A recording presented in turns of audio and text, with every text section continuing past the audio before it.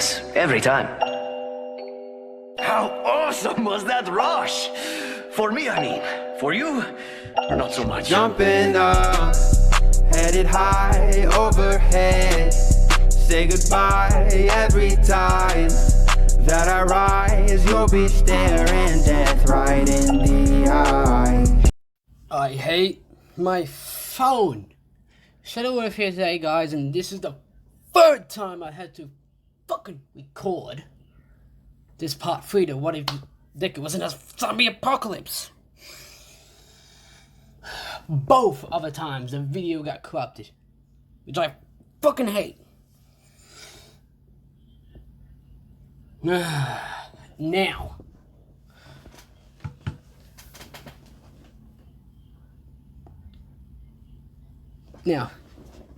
Izuku leads them now we left up where Izuku was leading them to Fox Station. Now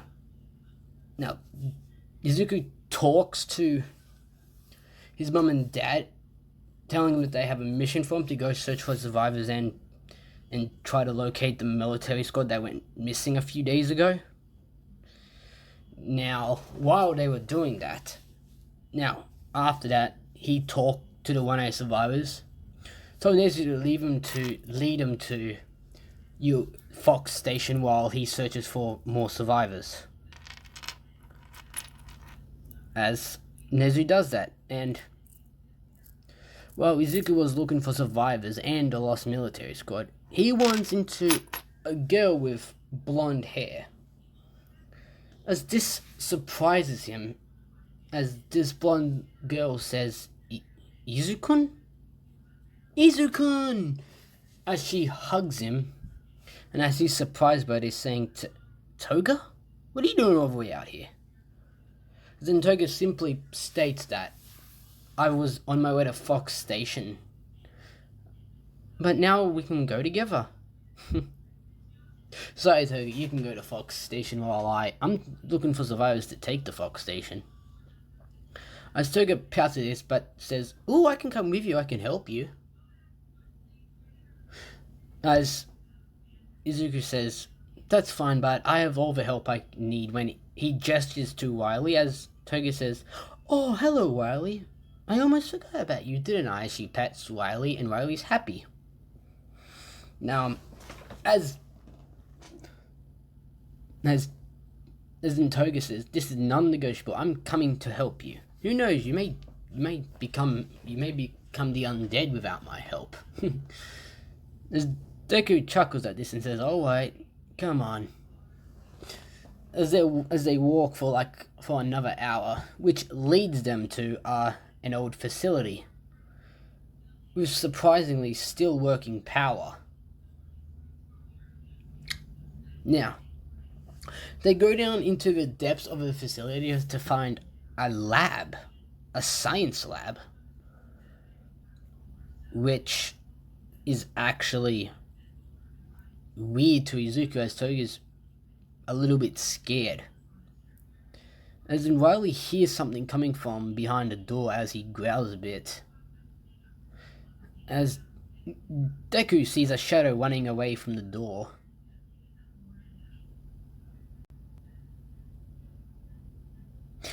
Running away from the door and deeper into the room. Now, Deku suspects that this could be a runner, but a runner would be banging on the door trying to escape. As he thinks, could this be a new strand to the virus? As he opens the door and sees a little girl just sitting in the corner with hugging a teddy bear tightly.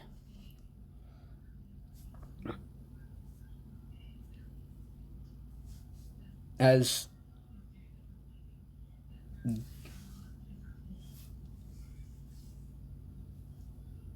he slowly approaches the girl, saying, "Hey, it's okay. What's your name anyway?" My name is Eri." Now this is when Toga speaks up, saying, "Hello Eri, my name is Himego Toga, and this is..."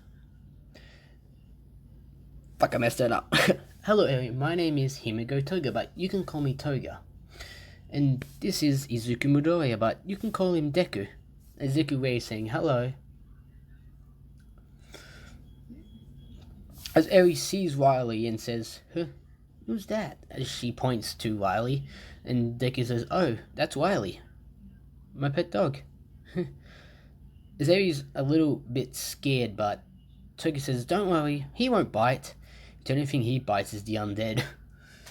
Deku chuckles at this, saying, yeah, he only bites at the undead.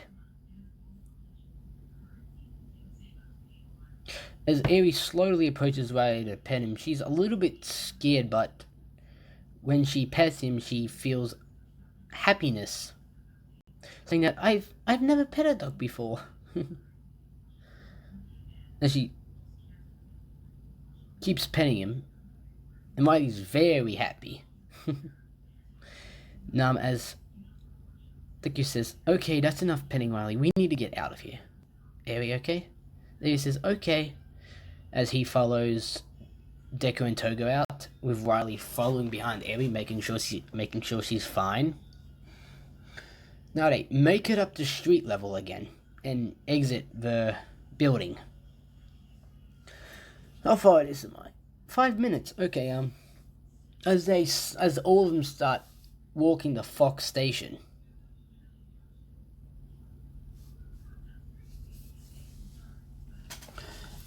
as when they get there, they see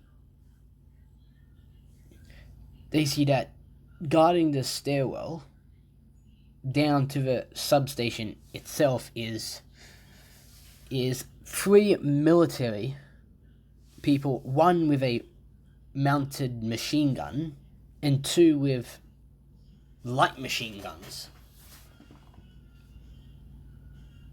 As they ask who they are, as Deku states, Deku just says, I'm Izuku Midoriya. As they recognize the last name Midoriya and says, oh, you must be the corporal's son, right? As he says, yes.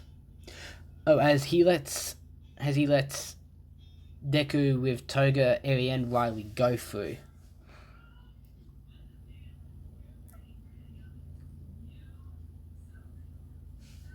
Now, Deku then simply states that you may want to move the sandbags up a bit. Make a line where the table is, as he gestures to the table, saying that that's dangerous. As he says, no it isn't, just put sandbags on the corner that's closer to the door, and have someone with a powerful gun right there. As they thought about it for a little bit, and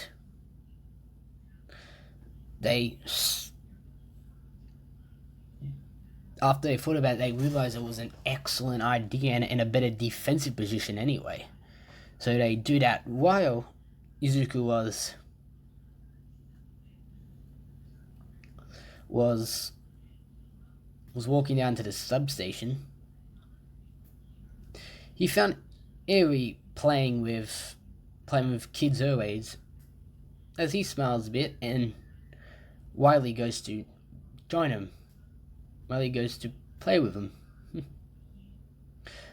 As Toga's just waiting for him, as they both talk while trying to find Deku's mother and father, as they finally find Inko and Hisashi in the command center of Fox Station. As Deku and Toga walk in,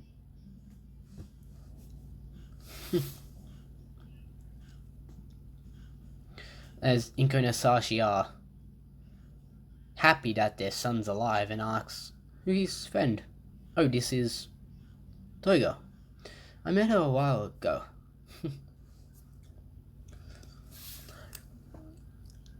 As Inko notices the scars on Izuku's Buddy, as she's worried sick that he's infected. As he says, no, these are just claw marks from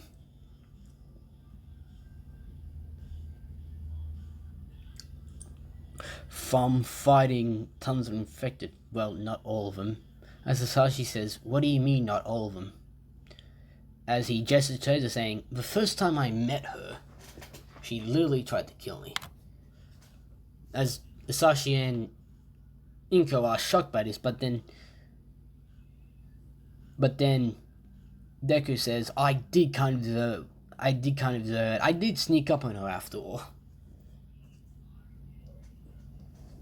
As they calm down saying, yeah, that's nice. Yeah, that's reasonable. As Deku notices that the train was gone, and he asks his parents where the train was. Then Hisashi says, the train took the UA survivors you found into deeper to Square Station. It should be back any minute now to take the rest of the military and the survivors to Square Station. As Deku says okay, and walks out of the tent with Toga, as all they could hear is gunfire. As they run up to where the gunfire was coming from, Deku and Toga saw the three military people from before firing at a giant group of volatiles trying to get in.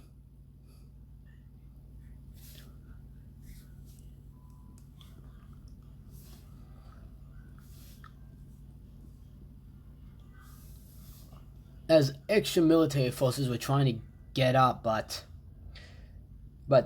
they were too busy trying to hold the survivors down.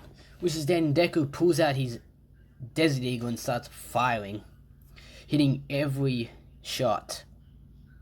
As he tells Toga to go get UV lights. Toga does that and runs down to get UV lights that are fully charged. Now these UV lights are special ones because they can last a long time.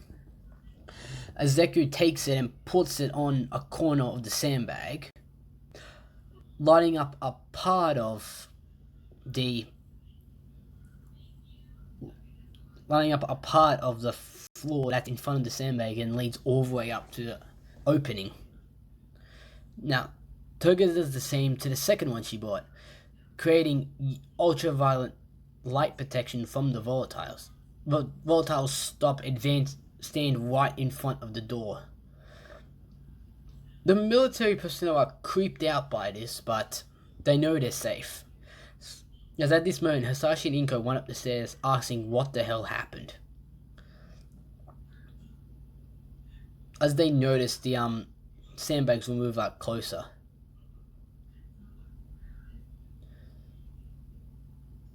As Hisashi asks, why did you idiots move the sandbags up closer?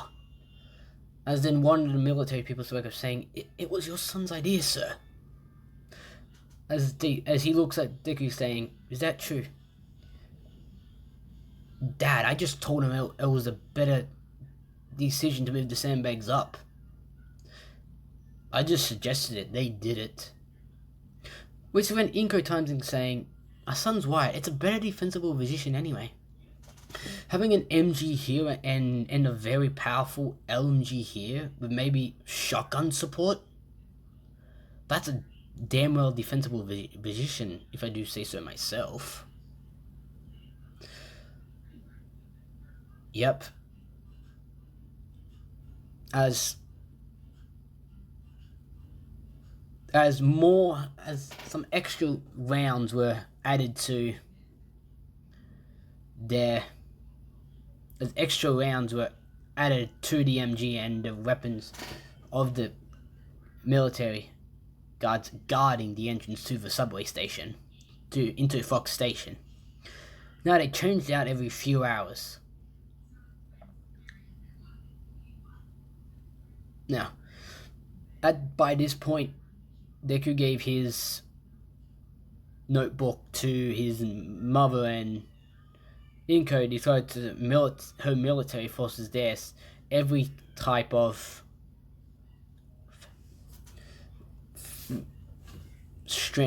mutation of the gamma virus and how to fight them.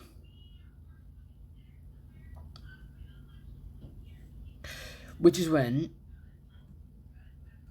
Inko found a lot of pages left empty. Which when she gets to the very back of the book, then she reads Bloodhound. Bloodhound. Speed unknown. Size unknown. The only thing I know about this is that it infects canines. Their sense of smell is multiplied by 100. Their hearing is multiplied by 1,000. And I can smell blood up to 25 miles. Which freaks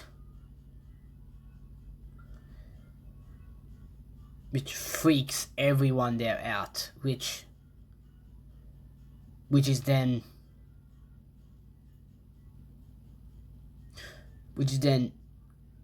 Inko reads that, as far as I've seen, the only way to take out a bloodhound is a direct shotgun blast to their head.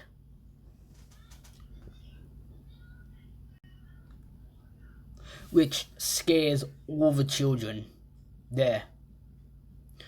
Now we skip to a few hours later when everyone's going to sleep, except for the military guards that keep changing in and out. Now, Izuku was in an unoperable train car that was built for housing. That was made to house the survivors until they got to Square Station. Now, Eri walks in saying, Deku? No, Izuku? As Deku then says, yes, Eri? Your mother explaining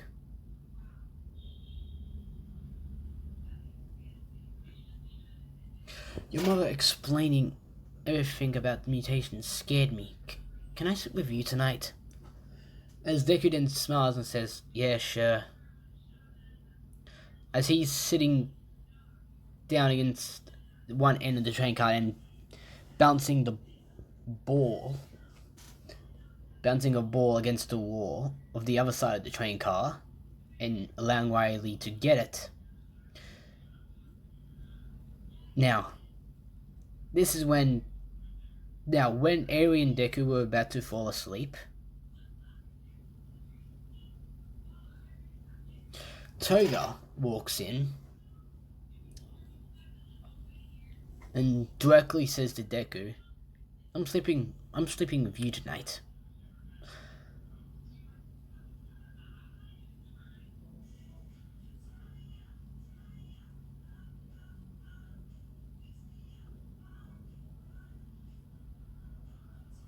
As Deku at this blushes and says, what? As Eri is happy, saying, yay! Not only I get to sleep with Izuku, I get to sleep with Toga. I'll be fine now. I will have extremely good dreams tonight. As this makes Izuku and Toga laugh a bit, saying, okay, Toga, you can stay here tonight.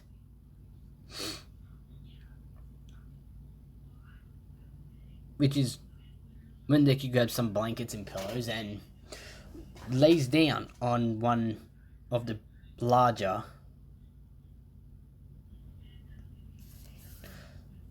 places on the train car.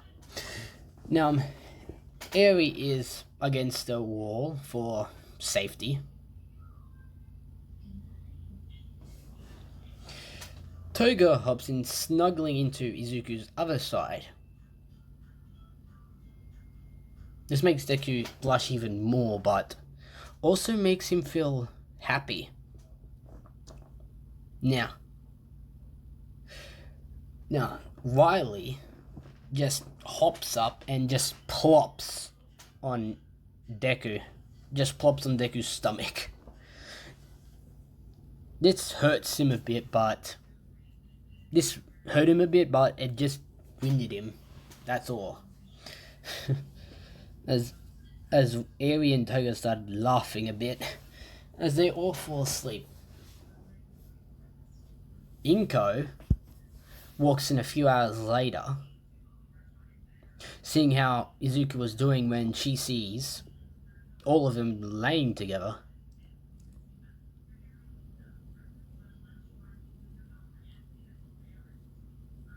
As she especially sees Deku and Toga cuddling really nicely. As